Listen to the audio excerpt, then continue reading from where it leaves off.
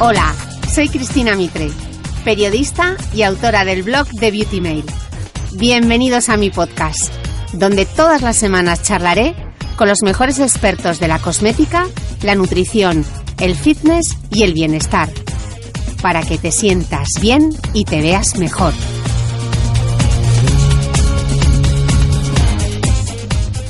Cuarto episodio del podcast y como dirían en Argentina, che, qué bueno que viniste. Hoy charla de esas de darle al rewind en bucle con la psicóloga Marta Redondo, profesora de la Facultad de Psicología de la Universidad Camilo José Cela y quien además dirige el área de salud del Instituto de Psicología de Emociones y Salud, IPES, en Madrid. Marta es como mi Rupert, te necesito. Una experta quien me ayuda a entender y procesar una severa crisis de estrés y ansiedad que sufrí hace 2 años. Una llamada de atención de mi cuerpo y de mi mente que me hizo parar y replantearme por dónde quería encauzar mi energía. Sí, a veces es atómica. Escuchadlo hasta el final porque viene con bonus track. Además, estoy segura de que os vais a pasar todo el episodio pensando en alto. ¡Ah! Si es que esa soy yo. Pero al terminar, ya os visualizo sonriendo y estoy segura de que os va a invadir una sensación de relax. Podéis repetirlo tantas veces como queráis, pero no hagáis trampa yendo directamente al final, porque entonces no funciona. Luego me lo contáis dejándome un comentario en el blog o directamente en mi perfil de Instagram, donde podéis encontrarme como The Beauty Mail. Esta vez no os voy a adelantar nada, pero lo que Marta cuenta en este episodio explica muchas de las emociones que experimentamos a diario. Recuerda, no estás sola. Espero que disfrutéis de esta charla tanto como yo. Bueno, nuevo episodio del podcast y súper feliz de estar aquí hoy con mi querida Marta Redondo, psicóloga, amiga, a quien de vez en cuando le hago un Skype y le digo, Marta, tenemos que colocar la cabeza. Así que quería compartir con ella hoy un café y una charla. Porque, bueno, ya sabéis que os hablo mucho de cosmética, que os hablo de cuidaros y muchas veces nos olvidamos de cuidar lo más importante, que es cuidar nuestra mente, ¿no? Y Marta es una experta en todo lo que tiene que ver con mujer, con estrés, con gestión de la ansiedad, gestión de las emociones y por eso la he invitado hoy a este podcast. Y me gustaría arrancar por qué mujer y estrés y me gustaría arrancar dándoos un dato, que es un dato del 7º estudio CINFA Salud de percepción de hábitos de la población española en torno al estrés. Es un estudio de 2017 que dice que el estrés se está cronificando. Ya hay más de 12 millones y medio de españoles que afirman sufrirlo de manera habitual. Y en concreto, la mujer percibe en general un mayor nivel de estrés que el hombre. De hecho, 1 de cada 2, eso es un 48,7%, declara sentirse estresada frecuente o continuamente, frente a 1 de cada 3 hombres, eso es un 31,5%, y los menores de 45 años presentan un mayor grado de estrés. Marta, ¿qué nos está pasando? Bueno, yo quiero decir primero que creo que esto que estoy haciendo es de las cosas que más ilusión me han hecho de las que he hecho últimamente. Me parece fundamental, claro, yo trabajo en esto y el poder dar herramientas así, Cris, que puedan tener como algo cada vez más simplificado, más claro, más accesible, más... Me parece un elemento de ayuda. Yo siempre te agradezco en el alma los esfuerzos que haces porque son claves. Yo veo en la realidad clínica, estos datos que tú estás dando son los que yo percibo en la realidad clínica de forma constante. Por eso nos hemos parado a hacer workshops específicos en la mujer, justo porque estábamos viendo que el estrés es algo con lo que llevamos trabajando décadas, que teníamos súper claro que cada vez va aumentando, que es motivo de baja laboral, ahora mismo el segundo motivo de baja laboral, los problemas de ansiedad y depresión asociados al estrés, etcétera. Pero que en la mujer se estaba dando una forma más clara, cada vez más frecuente y además con algunos elementos específicos que no aparecen en el hombre. Entonces, esos elementos específicos, claro, sobre los que yo creo que hay que reflexionar es que en la mujer ha habido una asunción de roles cada vez más generalizada, es decir, la mujer tenía asumidos como roles propios todos los que tenían que ver con el hogar, con el hogar, el cuidado de los hijos, el etcétera, y la mujer entra en el mercado laboral, entra cada vez con más fuerza, asumiendo responsabilidades cada vez mayores y no se quita los roles antiguos, los suma. Entonces, al final el estrés va de la mano mucho de la sobrecarga. Uno de los elementos que se ha visto que favorecen el que aparezca estrés es que tengamos sobrecarga. Pero en el caso de la mujer ha habido otro elemento todavía peor que la sobrecarga, y es que todo esto que ha ido sumando lo ha ido haciendo muy bien. Es decir, nos hemos metido cada vez en más jardines y no hemos sido chapuzas. Lo hemos ido haciendo estupendamente. Y esto dices, pues qué bien, pues regular. O sea, esto es maravilloso, pero tiene efectos negativos, porque al final hemos ido generando modelos de perfección. Durante muchos años hemos estado premiando mujeres que hacían muchas cosas, que no paraban, que no comían y que además las hacían fenomenal. Entonces, movimientos como el de las malas madres, por ejemplo, ha sido una bendición en medio de esto. Gente que nos diga, mira, que no lo hacemos perfecto y que menos mal que no lo hacemos perfecto porque no queremos hacerlo perfecto.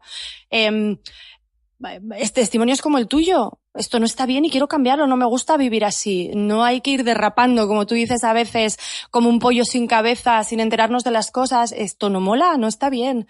Pero claro, lo estamos diciendo cuando ya hemos educado a nuestro cuerpo en esa dirección.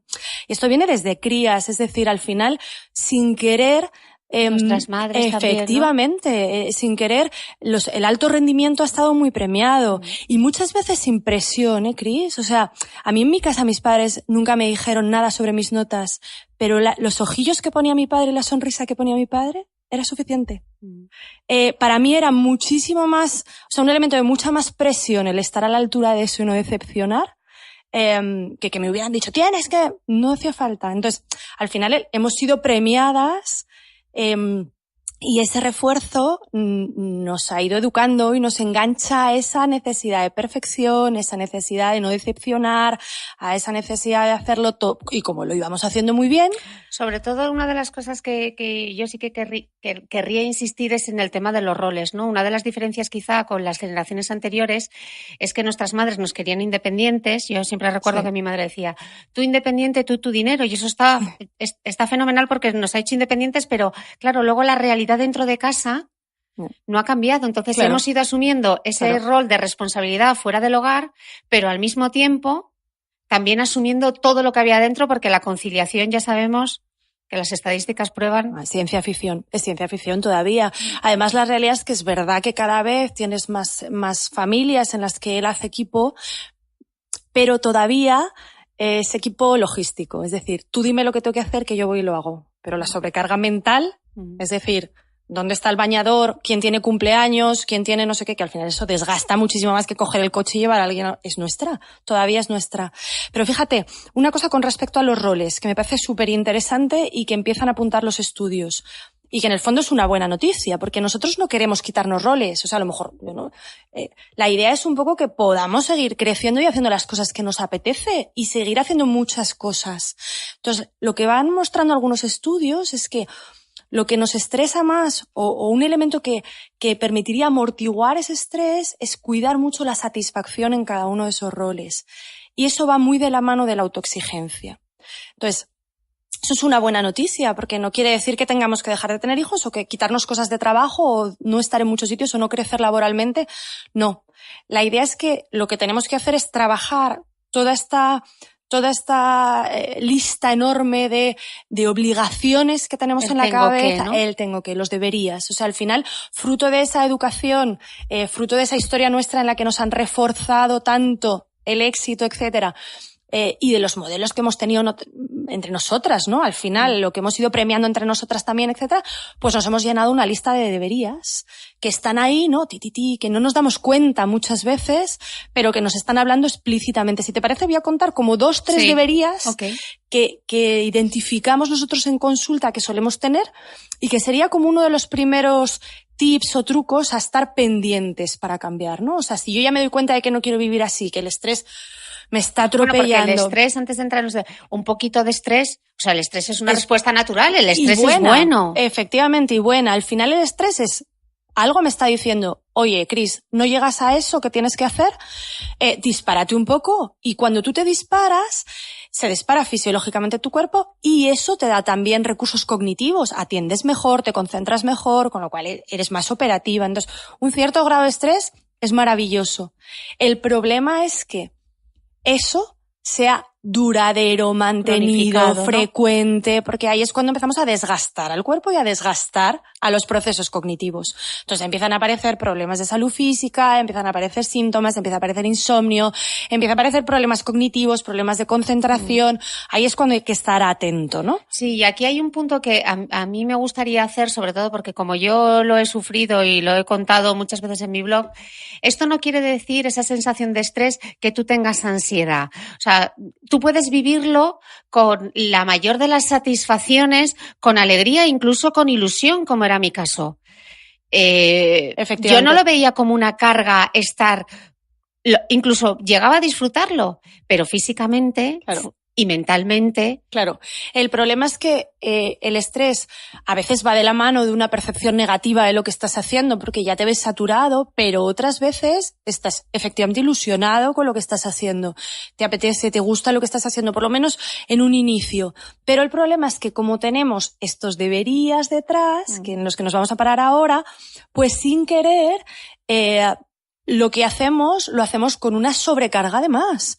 Si yo me meto en más actividad y además lo hago con una sobrecarga de más, porque tengo que llegar a todo, porque lo tengo que hacer perfecto, aquello que me gusta, que me ilusiona, que me apetece hacer, pero lo tengo que hacer todo perfecto, pues estoy metiendo una sobrecarga que al final mi cuerpo no acaba no resistiendo. O sea que estos deberías de los que vamos a hablar ahora son como señales, ¿no? Efectivamente. De que algo no hay bien. Fíjate, más que señales, las señales serían más los síntomas estos físicos de los que hablábamos, la sensación a veces de falta de concentración, las dificultades para dormir, la irritabilidad, incluso a veces, tú lo vivías con ilusión, pero a veces se da el efecto contrario. A veces cosas que me ilusionaban en el inicio, de repente empiezo a detectar que me empiezan a costar. Esos son signos de alerta. Entonces, cuando todo eso está, es cuando me tengo que empezar a parar y decir qué está pasando. Y empezar a buscar estos deberías, que son estos elementos en los que me he maleducado. Entonces, ahí nos encontramos en las mujeres muchísimo. Los todos. La necesidad de hacer todo. Nos cuesta muchísimo dejar cosas sin abiertas, sin hacer, pendientes. Nos incomoda. Yo ahora utilizo mucho la palabra desasosiego, me encanta. Ay, yo la uso muchísimo. Me encanta, porque a veces no es ansiedad. Dices, Marta, no me da ansiedad. Sí. No, ansiedad no me da, Marta, ansiedad no me da. Ya, pero estás desasosegado. Sí. Es que es como eso o incómodo. Esas dos palabras, ¿no? Porque a veces, es sobre eso, es sobre lo que hay que estar pendiente. Cuando estoy desasosegado, incómodo. Cuando estoy así, muchas veces es porque no está todo cerrado, todo hecho. Entonces, esto tiene esto va de la mano de nuestra absoluta imposibilidad de estarnos quietas. Yo decía el otro día en el curso, salgo a la sala de espera a buscar a mis pacientes y nunca me encuentro un paciente sin hacer nada, mirando al techo o leyendo tranquilamente. Casi siempre estamos con el teléfono y me dicen, estoy aprovechando para. El aprovecho para, ese aprovecho para es el signo más claro de cómo voy a perder el tiempo sin hacer nada, cómo voy a perder el tiempo descansando, cómo voy a perder el tiempo con todo lo que tengo que hacer. ¿Qué tengo que hacer? Pues todo. ¿Cuándo se hace todo? Pues nunca. Claro, teniendo en cuenta encima que estamos en 7 roles, porque además cuando cierras un rol, abres otro. Es decir, ya más o menos primero, vivimos normalmente en trabajos en los que nunca está todo cerrado. Nunca.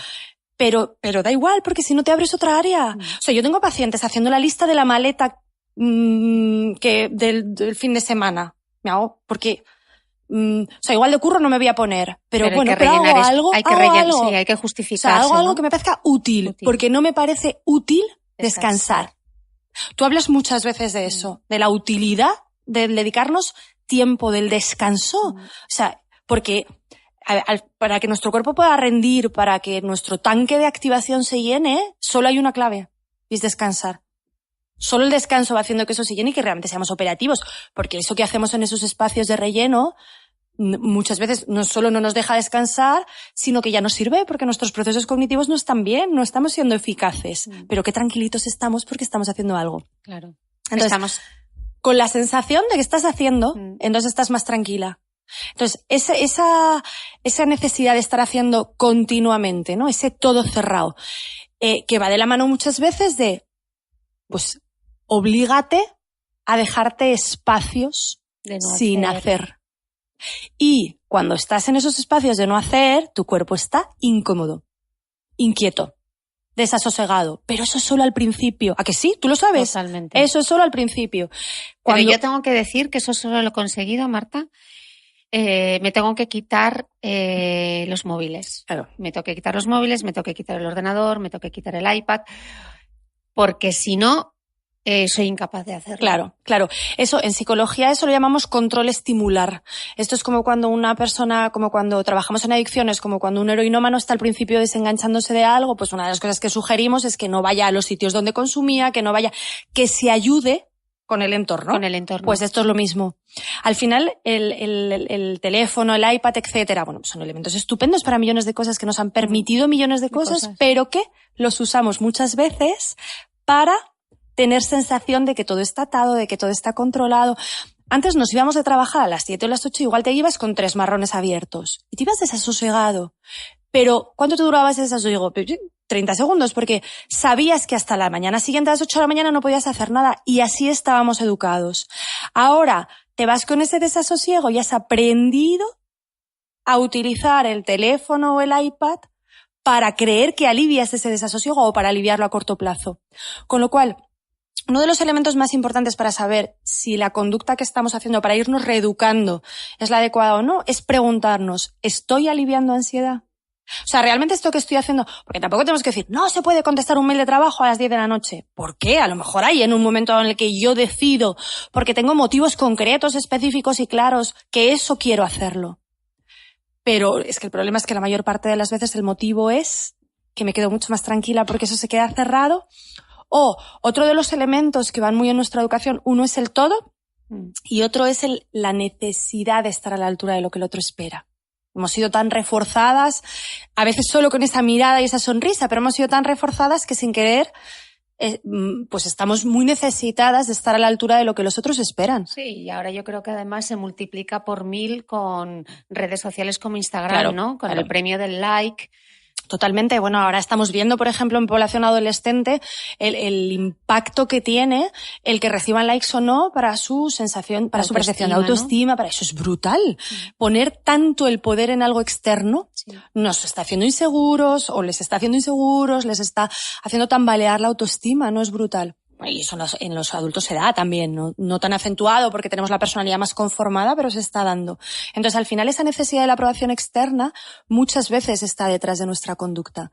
Con lo cual, el preguntarnos 2 cosas. 1, ¿estoy aliviando ansiedad con esto que estoy haciendo? O tengo motivos y objetivos míos, no de estar a la altura del otro, no de lo que el otro espera, sino cuáles son mis objetivos, mis porqués y mis cómos. Para tener eso como elemento de apoyo. Eso es fundamental.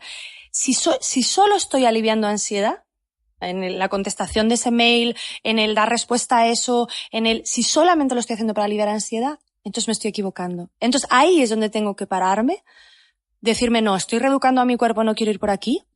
A corto plazo, quedarme incómoda con esa sensación de ansiedad, porque me voy a quedar incómoda. Pero yo digo muchas veces, esto es como cuando estás haciendo callo con una fractura o como cuando te haces una herida. Cuando te haces una herida, la cicatrización escuece, pincha, pero tú no te estás pendiente de eso, te molesta un poco, pero como sabes que es algo que está siendo terapéutico, pues incluso lo vives como algo bueno, que bien esto se está curando. Pues así hay que tomarse un poco eso, ¿no? Yo me quedo incómoda con mi ansiedad, pero me digo a mí misma, me estoy haciendo enorme, porque claro, esta necesidad de estar aliviando ansiedad continuamente, otro de los tips, y va al hilo de esto, es el ya. Hemos dicho todo, que me hace no estarme quieta, pues párate, decide cuándo quieres pararte y cuándo lo estás haciendo para aliviar ansiedad. La otra es el ya. O sea, todo tiene que estar ya. Estoy escribiendo un mail, me entra otro mail, tengo la necesidad de ver ese mail. No, es que así ya sé. Así lo que estás haciendo es dividir tu atención. Ya no estás operativa con lo que estabas y ya estás... Entonces, al final, ¿pero por qué? Pues si es un fuego inmediato. Y eso nos obliga a no saber priorizar.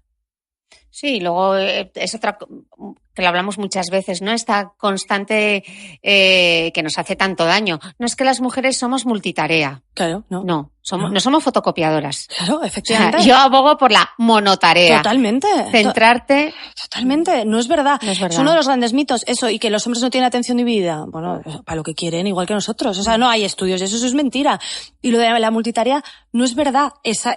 Es en lo que nos hemos educado a nosotras mismas y es lo que hace que no nos enteremos de lo que estamos haciendo. Justo lo que hay que entrenar es lo contrario. Es decir, esto no es ya. Yo decido si es ya. A lo mejor hay algo que me entra y yo tengo motivos. Volvemos a lo mismo. ¿Estoy aliviando ansiedad o tengo motivos específicos para entrar en eso que me acaba de entrar? Porque normalmente entro para aliviar ansiedad. Entro, lo miro, siento que me he quedado tranquila y vuelvo a lo que estaba. O empiezo a intentar hacer las dos cosas a la vez, porque realmente creo que es operativo, no, porque creo que me voy a quedar más tranquila. Pero eso nos hace no priorizar, es lo que te digo, a veces estás con tus hijos, ¿cuál es tu prioridad? Mis hijos. Pero la realidad es que estás con tus hijos, te entra un fuego de estos y lo atiendes para aliviar ansiedad. Con lo cual, el responder a tu ansiedad te está haciendo no priorizar. Estás con tu pareja, lo mismo, te entra un fuego, dejas a tu pareja. ¿Cuál es tu prioridad? Mi pareja. ¿Porras? Luego en tu conducta estás aliviando ansiedad. Y claro, ver además que no priorizamos como nos gusta no nos hace sentir bien, porque empezamos a ver algo de nosotras mismas que no nos gusta. Yo no quiero ser esa. O sea, yo si mis prioridades las tengo claras, ¿por qué estoy haciendo esto? Pues estoy haciendo esto porque al final está respondiendo mi ansiedad por mí. Entonces, está eligiendo mi ansiedad por mí. Entonces, el todo, el ya, la perfección. ¿Y la perfección qué es? No es que queramos que las cosas sean perfectas, es que queramos que las cosas sean como yo digo que tienen que ser. O sea, ¿cómo se tiende? El otro día ponía ejemplos en el curso que son como tender la ropa. Mi marido se pone a tender la ropa y hace un churro con una camiseta que a mí me pone de los nervios. Yo tengo mi explicación, porque si ese churro hace que se seque más tarde. ¿Y? ¿No compensa que tiendan la ropa y yo pueda estar descansando si se va a secar hora y media más tarde? El problema es que me molesta ese churro. Algo tan pequeño como que me está molestando ese churro de camiseta y me está poniendo de los nervios hace que diga, mira, déjalo. Y nos pasamos el día diciendo, mira, déjalo, ya lo hago yo. Y esto lo hacemos en casa, en el trabajo, Entonces, al final, eso sí que no es ansiedad, eso es solo incomodidad. Pero la incomodidad que me está generando el que las cosas no se hagan como yo quiero hace que haga yo muchas más de las que podría hacer. Entonces, de nuevo la pregunta, ¿lo estoy haciendo porque realmente tengan motivos para hacerlo o para aliviar la ansiedad que me está generando el que esto se haga de otra manera? O sea, estarnos continuamente preguntándonos, porque el perfeccionismo va de la mano del yo, o sea, todo ya perfecto y yo. Claro, si tiene que ser perfecto, pues solo lo puedo hacer yo, porque el máster en tender la ropa lo hice yo, él no lo hizo. Entonces, eso es lo que nos está sobrecargando también. Tenemos muchos roles, pero luego nos sobrecargamos nosotras muchas veces porque no delegamos, porque no hacen las cosas como las hacemos nosotras y no somos capaces de tolerarlo. ¿Y cómo haces para tolerarlo? Entonces, la clave es, estas 4 cosas vemos que lo que nos hacen es no elegir nosotras, que elija por nosotras la ansiedad. Esto es súper importante porque la autoestima es como una pirámide y en la base de la autoestima está la palabra elegir. Cuando no estamos eligiendo nosotras, la autoestima se tambalea. Entonces, ¿qué puede elegir por nosotras? Puede elegir por nosotras estas 4 cosas, o sea, la ansiedad, o pueden elegir por nosotras la idea de lo que el otro espera, o sea, estar más pendientes de lo que el otro espera. Sí, cumplir las expectativas del otro, ¿no? Y entonces ya no lo estoy eligiendo yo. Tampoco. Entonces, muy importante, primero, eso. ¿Qué quiero yo? ¿Por qué lo quiero y cómo lo quiero? Para tener un punto de apoyo, eso es súper importante. La clave es esa, ¿estoy aliviando ansiedad o tengo yo mis motivos propios, específicos, concretos? ¿Cuáles son? Y además me los cuento. Porque a veces perdemos perspectiva, O sea, me ilusiono con algo, lo tengo claro y de repente me dan me empujan, me critican, hay una crítica y pierdo perspectiva. Y tengo que volver a decir, a ver, ¿qué quiero yo? ¿Por qué quiero esto y cómo lo quiero? O no me salen las cosas como esperaba, o no me salen exactamente y me tambaleo. No. Mi punto de apoyo es ¿qué quiero yo? ¿Por qué lo quiero y cómo lo quiero? Y eso, decíamos, me hace quedarme incómoda a veces. Entonces, ¿qué hacemos con esa incomodidad? Con esa incomodidad, primero, me cuento que es terapéutica. Esto es súper importante. Y que me tengo que hacer tolerante a ella. Hacernos tolerantes a la ansiedad, a la incomodidad, al desasosiego, nos hace súper fuertes. Iba a decir inmortales, no tanto, pero casi. Ya sabes que soy muy entusiasta. Inmortales no. Pero nos hace, yo os digo, a las reinas del mambo, es que somos súper vulnerables cuando somos tan intolerantes a la ansiedad. Entonces, hacer callo con eso, curar esa herida, ¿no? Hacernos fuertes ahí, al final nos da la capacidad de elegir continuamente. Sobre todo ser conscientes, ¿no? No ir en automático y saber que eso está ahí, que te provoca ansiedad. Pues nada, mi amiga la ansiedad, pues la voy a llevar lo mejor que pueda. Eso es. Yo les digo muchas veces a los pacientes, no sabes, reina, es como si hoy te hubieran puesto dos piedras en la mochila. A ver si me vas a decir tú ahora que no puedes ir con 2 piedras en la mochila de aquí a Plaza España. Si has corrido no sé cuántas maratones, hija. Claro.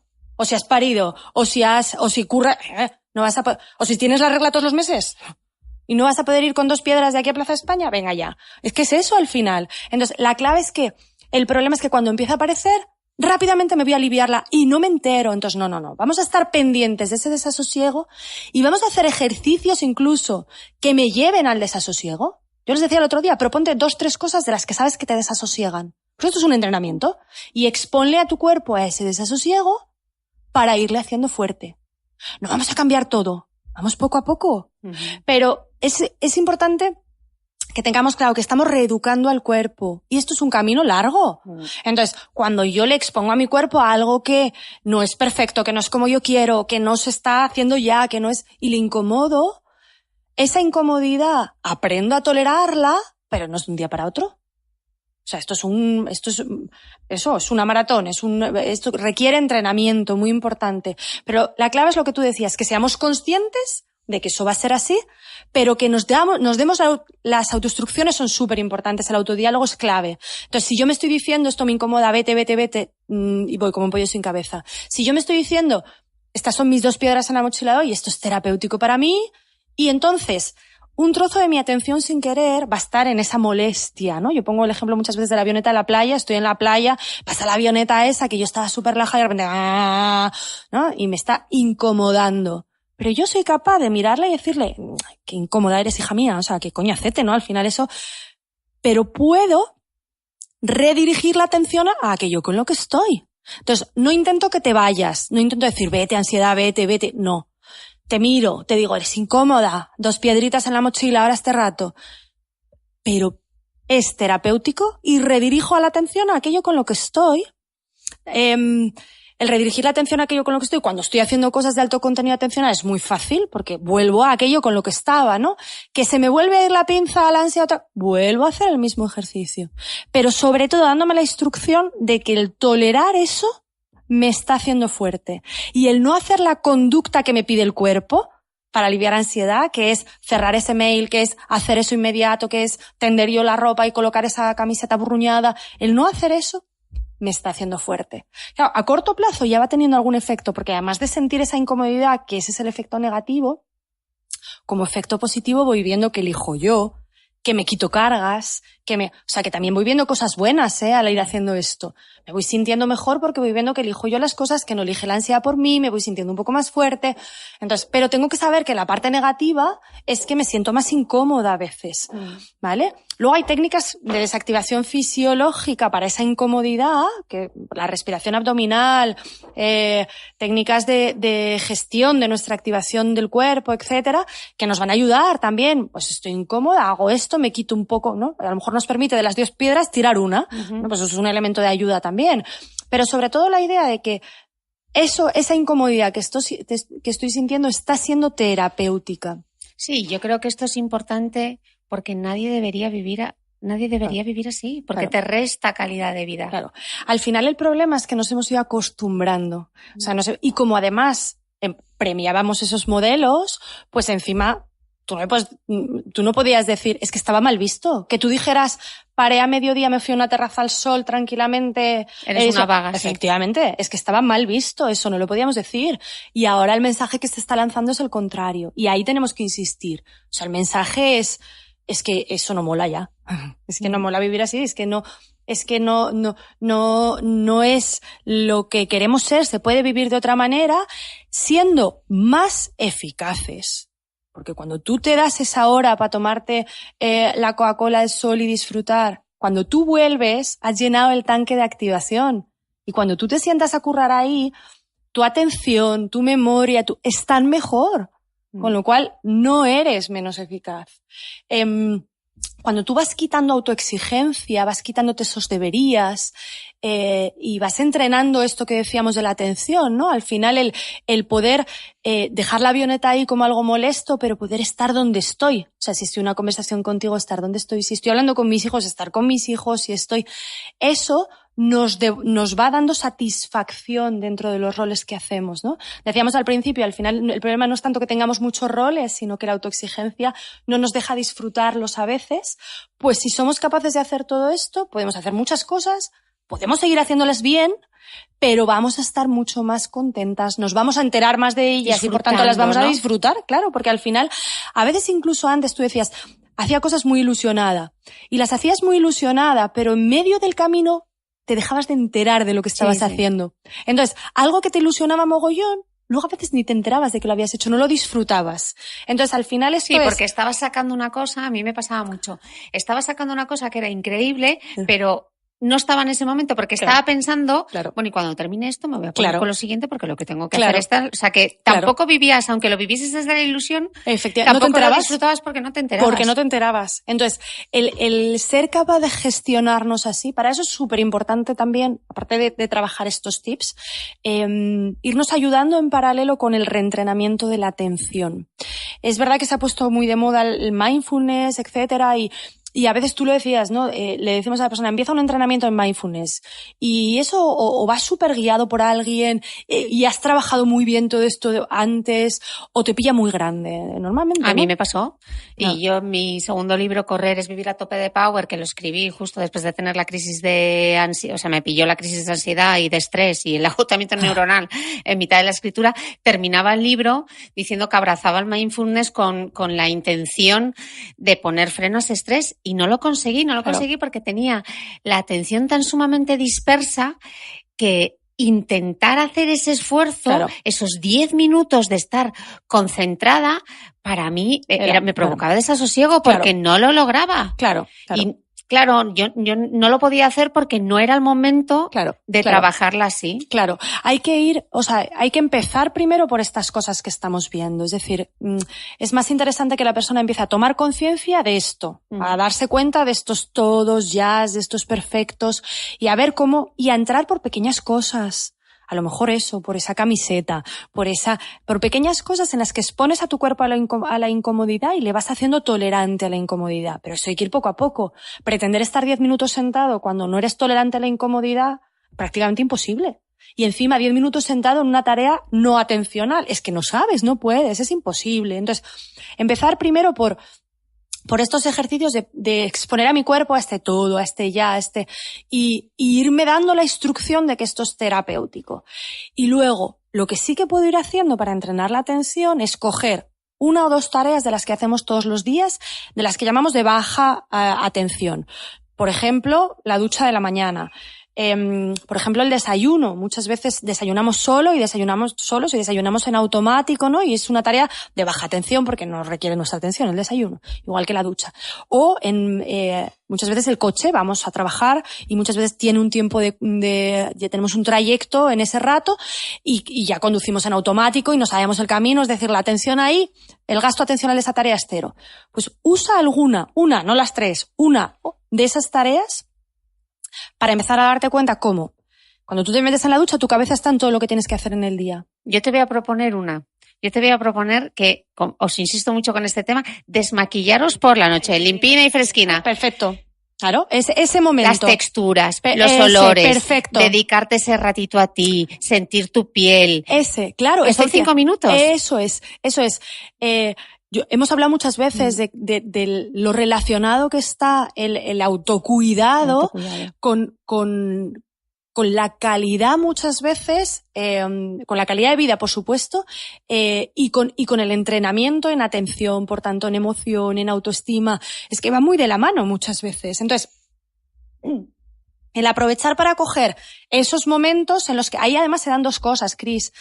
Es el pararme sobre mí misma y cuidarme, eso ya tiene un efecto porque eso no lo solemos hacer, y luego, como es algo que hacemos todos los días, sobre todo las que te seguimos a ti, porque si no te tenemos a ti aquí, tu imagen de demonio diciendo, ¿no? Entonces, como es algo que hacemos todos los días, tiene que ser una tarea que hagas todos los días, pero muchas veces la gente que está haciendo el limpina y fresquina, ¿qué está haciendo, Cris? Se está desmaquillando y ¿dónde tiene la cabeza? En otra cosa. En otra cosa. Entonces, usa ese rato para reentrenar atención. ¿Cómo se reentrena atención? 5 sentidos. Lo que tú decías. Oler. Que estoy oliendo, que estoy sintiendo, que en este tipo de tareas, por ejemplo, la parte de desmaquillarse. La misma ducha, cuando te lavas el pelo. Y la ducha son muchos elementos sensoriales. Olor, texturas, si lo hago, por ejemplo, en el coche, puedo buscar más elementos visuales. Los cambios de luz, como el color de las hojas en cada momento del año. Es decir, enseñarle a mi cuerpo a estar en el ahora. Eso es un entrenamiento. Uh-huh. De alguna manera eso es el mindfulness, pero vamos a hacerlo con las tareas cotidianas para ir entrenando al cuerpo. La clave es que nuestro cuerpo ha aprendido a estar por delante. ¿Para qué? Para aliviar ansiedad. ¿Por qué? Porque estoy yo dando vueltas a lo que tengo delante, porque tengo sensación de que así lo controlo y me quedo más tranquilo. Por eso lo hacemos. Entonces, reentrenar la atención, eso es un proceso de entrenamiento, con lo cual usar 1 o 2 tareas de estas para reenseñarle a mi cuerpo a atender a las cosas de ahora, luego nos va a ayudar para la tarea de la avioneta. Es decir, cuando estoy exponiendo a mi cuerpo a la incomodidad y está por un lado mirando la ansiedad y por otro lado le redirijo aquello con lo que estoy, si tengo la atención un poquito más entrenada, pues me cuesta menos redirigirlo a aquello con lo que estoy. Estábamos hablando antes y hay una cosa que no hemos mencionado y que tú y yo ya hemos hablado mucho, las mujeres y lo que nos gusta rumiar el pensamiento, sí, esa lavadora mental. Nos hemos dejado eso, la madre del cordero. Y esa es la madre del cordero, porque a quién no le pasa que engancha un pensamiento y le da la vuelta y te pones en situación y lo que le voy a decir y lo que le voy a contar y y estás ahí con ese centrifugado. Claro. ¿Y por qué estás haciendo eso? Porque crees que haciendo eso estás controlando un poquito más la situación y estás aliviando ansiedad. Es la misma pregunta. Al final, en ese todo que decíamos al principio, la clave es que no paramos de hacer y cuando no podemos hacer, porque claro, a veces es de repente a las 9 me salta un mail y veo que he cometido un error o que cosas de este estilo. ¿Qué hago? A las 9 de la noche nada. No puedo llamar al cliente, no puedo preguntar nada. O sea, a veces no puedes hacer nada. Entonces, cuando no podemos hacer para aliviar ansiedad, ¿qué hacemos? Empezamos a darle vueltas al coco. Entonces, le hemos enseñado a nuestro cuerpo a estar continuamente dando vueltas a la cabeza como una forma de aliviar ansiedad. Claro, decíamos antes, lo peor es que hemos encontrado huequillos para aliviar ansiedad, cuando lo que tenemos que hacer es aprender a tolerarla. Entonces nos tenemos que quitar esos huequillos. Pero es que uno de los más gordos que hemos encontrado es la centrifugadora mental, es la rumiación. Entonces, claro, ese es uno de los más difíciles, por eso decíamos lo de la madre del cordero, porque es uno de los más difíciles de gestionar, porque al final no levantarme a cambiar la camiseta me puede estar incomodando, pero al final la conducta puedo hacerla o no hacerla, tengo mucho más control sobre eso, pero cuando entra el pensamiento y yo entro en barrena con el pensamiento, lo primero que tenemos que entender es que no tenemos capacidad para echarlo y no debe ser ese el objetivo, porque entonces lo multiplicamos. Si yo empiezo a decir no pienses eso, no pienses eso, no pienses eso, no pienses en un elefante rosa, no pienses en un elefante rosa, estoy viendo al elefante ahí con su trompa, es imposible. Entonces, la clave no es decir corta esto, me ha dicho la Mitre que corte esto, no es eso, es déjalo ahí. Como decíamos antes, otra piedrina en la mochila. Esta es la avioneta. Déjalo ahí. Déjalo ahí asumiendo que te está incomodando. Pero una cosa es que te entre el pensamiento de eso va a haber sido un error cuando salta el mail. Eso va a haber sido un error. Y con ese va a haber sido un error y esa incomodidad que la dejas ahí como la avioneta, rediriges tu atención a aquello con lo que estabas. Pero no haces una tesis doctoral, que es lo que hacemos normalmente sobre ese primer pensamiento. Entonces, yo no puedo evitar que me venga el pensamiento y que me venga muchas veces, pero si él no hace una tesis doctoral sobre él. Entonces, la clave es que viene, yo redirijo la atención a aquello con lo que estoy y me planteo, me estás molestando, eres molesto, eres la avioneta esta y te dejo y yo sigo con lo que estoy. ¿Y eso hace que me quede tan tranquila y no vuelva? No. La primera vez no. Entonces, muchas veces el pensamiento vuelve a hacer el mismo ejercicio. Por eso, cuanto más tenga entrenada la atención con esos otros ejercicios, más capaz voy a ser al refocalizar la atención en aquello con lo que estoy, que lo otro se diluya. Esto es como cuando estábamos estudiando o estás haciendo algo y está sonando la aspiradora o está sonando algo fuera y te está molestando. Si tú empiezas a focalizar solo la atención en lo que te está molestando, ya no oyes otra cosa. Si le dices qué incómodo es, pero el grifo que gotea. El grifo que gotea, el relojito, tic-tic, te cambias de habitación, algo que te está molestando. Sabiendo que eso te está incomodando, si eres capaz de recolocar la atención a aquello con lo que estás, llega un momento en el que lo dejas de oír. Entonces, esa es un poco la idea, ¿no? Entonces, con la centrifugadora mental, la clave es que entendamos por qué lo hacemos, que es para aliviar ansiedad, que el hecho de hacer eso lo estamos haciendo para aliviar ansiedad, pero no es operativo. O sea, no voy a rendir mejor mañana en la discusión que tenga por todo esto que estoy pensando, no sirve para nada. Lo estoy haciendo solo para aliviar ansiedad. Mucho más interesante que descanse, para mañana estar más despierto y más ágil en la discusión, que esté dando vueltas, que entonces no descanso. Entonces no me está sirviendo para nada, solo para aliviar ansiedad. Entonces lo dejo ahí en modo avioneta y redirijo la atención en aquello con lo que estoy. Eso es fundamental. Eso es fundamental. Al final ahí, si te fijas, uno de los elementos, o sea, decíamos, ¿no? Tenemos como los tips, ese todo, ese ya, ese perfecto, ese yo, el objetivo externo, ¿no? Así resumiendo. Y el entender que haciendo todo eso, voy a incomodar a mi cuerpo y que le tengo que hacer tolerante, ¿no? Pero una cosa súper importante de esto es entender que todo eso es un entrenamiento. Y o sea, que lleva tiempo. Efectivamente. Que a corto plazo voy a ir notando cosas, por lo que decíamos, porque me voy a ir sintiendo mejor, porque elijo yo, porque me descargo, claro. Al final, el no aliviar ansiedad hace que ya me descargue de algunas cosas, etcétera. Pero muchas veces me quedo incómoda haciendo las cosas así. Entonces, eso es súper importante que lo entendamos, porque si alguien no lo tiene muy presente, cuando lo empieza a hacer, dice, uy, esto no me funciona, yo me quedo fatal, esto si no se me quita la ansiedad, yo me quedo fatal, esto que me han contado no es verdad, no funciona. Entonces, es súper importante que entendamos qué va a pasar en nuestro cuerpo. Que nuestro cuerpo se va a quedar incómodo a corto plazo, porque le estamos reeducando, ¿no? Entonces esto es como cuando tenemos mal automatizada la pisada corriendo, cuando tenemos esto, te dicen cómo hay que hacerlo y ya lo corriges al día siguiente. No.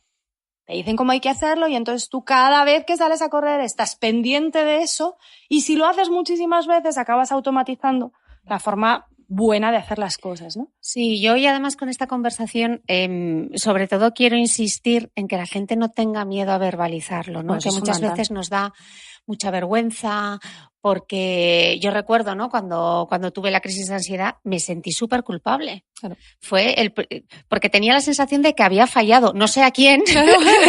Pero había a tu fallado. Lista de deberías. Claro, porque no lo había logrado, porque no lo había conseguido, porque yo creía que yo no daba el perfil de Superwoman claro. O como yo que me había inventado el hashtag a tope de power, no iba a ser capaz claro. de llegar a todo y hacerlo bien. Entonces que no tengamos miedo a demostrar que somos vulnerables y a verbalizarlo y que esto no es estar loco y que hay que pedir ayuda. En las estadísticas estas comenzaba al principio con el estudio de Cinfa Salud de la percepción de los hábitos de la población española en torno al estrés y hay un dato que a mí es que me ha chocado mucho y es que dice que para combatir el estrés solo un 4,4% busca ayuda. Ayuda, sí. Todavía... ¿Por qué está tan estigmatizado? Todavía, yo creo que soy optimista en este sentido. Llevo muchos años trabajando en el contexto clínico y sí que voy viendo que va habiendo cambios, ¿no? O sea, que es verdad que las personas poco a poco van teniendo más capacidad para hablar, van teniendo más... O sea, en los últimos años se ha dado mucho y se ha dado mucho gracias a...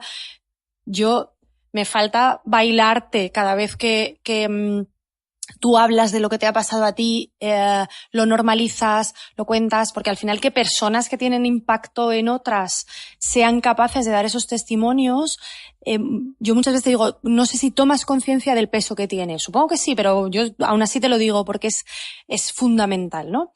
Eso es educacional también, Esto de cara a nuestros hijos es fundamental que les eduquemos en lo importante que es aprender a frustrarse, en no focalizar en los resultados, sino en los procesos, o sea, esto que nos ha pasado a nosotros, de esa sonrisilla de mi padre y eso, hay que focalizarla en el proceso, en lo que hizo, en cómo lo hizo, en si era lo que quería hacer, en si estaba contento con lo que hizo. Y el resultado, pues se le dice, pues bien, wow, o bueno, era lo esperable, pero no entrar, o sea, eso es súper importante. Y educar en la vulnerabilidad. A veces hay pacientes que me dicen, es que mi hijo no me puede ver así nerviosa, no me puede ver llorando, pero ¿cómo que no? Tu hijo te tiene que ver vulnerable y le tienes que explicar cómo gestionas esa vulnerabilidad. Te tiene que ver nerviosa, angustiada, te tiene que ver llorando, te tiene que ver sobrepasada. Y tú le explicas, esta es una reacción natural y ante esta reacción lo que hay que hacer es esto, esto y esto. Eso es fundamental, igual que entre nosotros. Entonces, aún así, fíjate, el dato es aplastante. Yo no conocía ese dato. 4,4% solo pide ayuda. Es aplastante, es aplastante. Y la realidad es que ahí pasa una cosa y es que entendemos que se vive así todavía y nos hemos acostumbrado a lo que hablábamos al principio. No solo nos hemos acostumbrado, sino que lo hemos premiado. Entonces, ¿cómo me voy a parar a pedir ayuda? Y luego, si la idea era esa, si la idea era la de Superwoman, al final lo que tú decías, esto es un fracaso. Todavía la ansiedad se vive como un elemento de debilidad. Cuando este es uno de los grandes errores, al final la persona fuerte es la persona que es capaz. La más fuerte de todas es la que es vulnerable y lo muestra. O sea, hay que estar muy seguro de uno mismo y ahí con la autoestima muy colocada para ser capaz de hacer explícita y mostrar a la gente mi vulnerabilidad, ¿no? Con lo cual, esta idea que tenemos de que el que es vulnerable es más débil y entonces hay que taparlo es completamente equivocada. El que es más fuerte es el que no oculta esa vulnerabilidad y además se pone en camino para gestionarla. Eso al final es un signo de fortaleza. Sí, porque además vivir con esa constante, con ese estrés cronificado, con esa ansiedad, más allá de que te reste calidad de vida, Marta, a la larga, ¿qué puede provocar?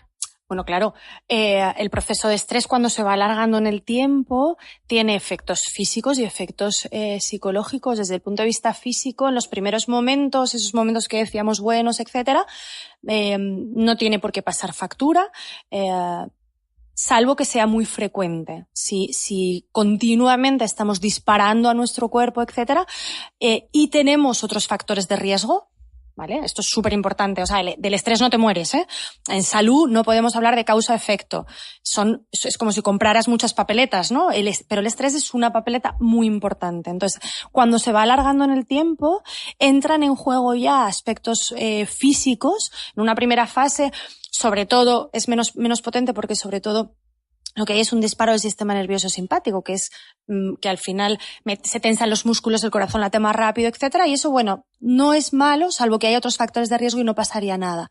Pero cuando mi cuerpo tiene que mantenerse activo, porque yo le estoy diciendo tienes que estar, y empieza a alargarse en el tiempo, empiezan a entrar en juego ya ejes endocrinos, no solo neurales, las hormonas empiezan a entrar en sangre, se quedan en sangre, el cortisol empieza a subir, es decir, empiezan a pasar cosas en mi cuerpo que se han visto que son factor de riesgo. El sistema inmune empieza a funcionar mal, las células NK bajan, hay una descompensación del sistema inmune que nos hace más vulnerables a la enfermedad. Entonces, no es causa de, pero el estrés y las emociones negativas que lo acompañan alargado en el tiempo, se ha visto que es factor de riesgo en prácticamente todas las enfermedades CRIS con las que trabajamos.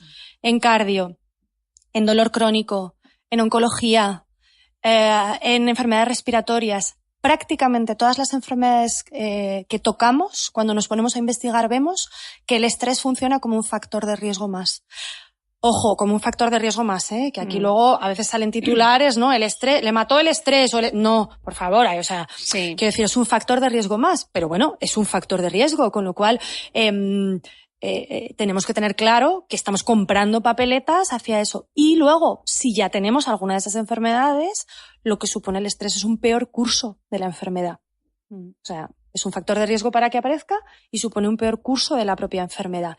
Eso de enfermedades físicas, también aparecen enfermedades psicológicas, problemas de insomnio, trastornos sexuales, trastornos de ansiedad, depresiones, trastornos del estado de ánimo. Es decir, que aparecen enfermedades físicas y enfermedades mentales, aparecen las dos. Con lo cual, al final, ya no es solo tengo una peor calidad de vida, es que estoy comprando papeletas para tenerla todavía peor, claro, para acercarme a la presencia de algunas enfermedades. Y en todo esto, la tecnología, lo que se conoce ya como tecnoestrés. Sí, ahí la clave era un poco lo que decíamos antes, es sobre todo ver si lo estás usando para aliviar ansiedad. sea, aquí la clave es decir, que todos nos quitemos los teléfonos, los iPads y no sé qué. Hombre, no, qué tontería, pero si no es eso, ¿no? No es eso. Es cada uno, ¿no? Efectivamente. Yo el otro día en el grupo les decía, yo no conozco la realidad de cada una de vosotras con respecto a eso. Con lo cual, yo en la diapo tengo puesto como prohibido teléfono, desconéctate para... Y luego desde, vamos a ver, no es eso, ¿no? La idea es cada una sabéis cómo lo usáis. Haz un análisis de cómo lo estás usando para ver cuándo lo estás usando para aliviar ansiedad. Y si lo estás usando con mucha frecuencia para aliviar ansiedad, pues entonces ayúdate. ¿Cómo? Pues como hacías tú. Sí, para mí era un gatillo, o sea, a mí claro, me ponían el disparadero. Efectivamente, entonces, si eso es así, pues yo hay algunos pacientes que cuando esa es la relación con eso, sí les digo, mira, separa 2 teléfonos, uno de trabajo y otro personal, apaga el de trabajo, entonces cuando llegas a casa, o sea, ayúdate. Sí, crear lo que decías antes, ¿no? Crear ese ambiente. Claro, ese control estimular, o sea, al final... ese no podemos hacer regla estándar, por lo que te digo, porque cada uno lo vivimos de una manera distinta.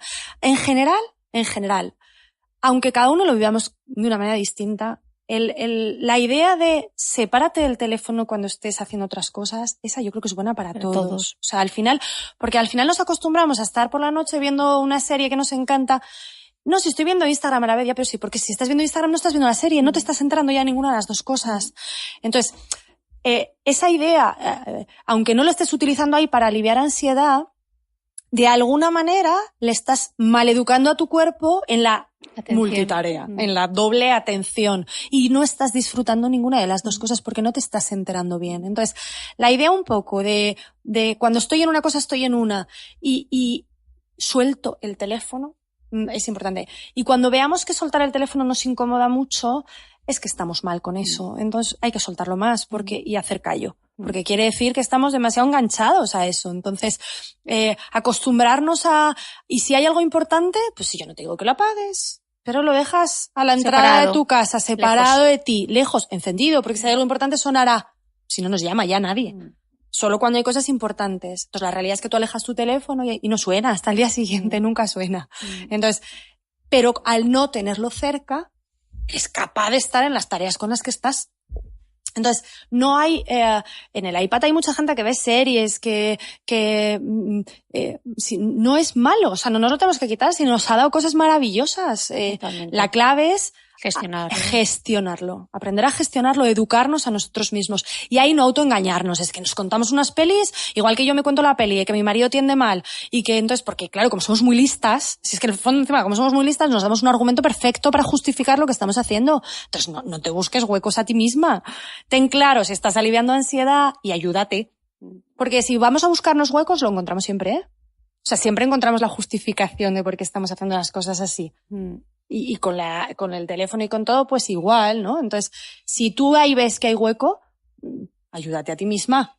No lo uses. No lo uses. Yo quiero aprovechar esta conversación hoy con Marta para que nos proponga un ejercicio. Aunque yo estoy intentando volver al mindfulness, hay una cosa que sí, bueno, es parte del mindfulness. No os voy a descubrir nada nuevo. Es el tema de las respiraciones. A mí respirar, sobre todo porque como voy siempre con ese acelere, claro, hablo tan rápido, estoy en 50 cosas a la vez, de repente es como, Cris, párate y respira. Y lo curioso es que ahora tengo como...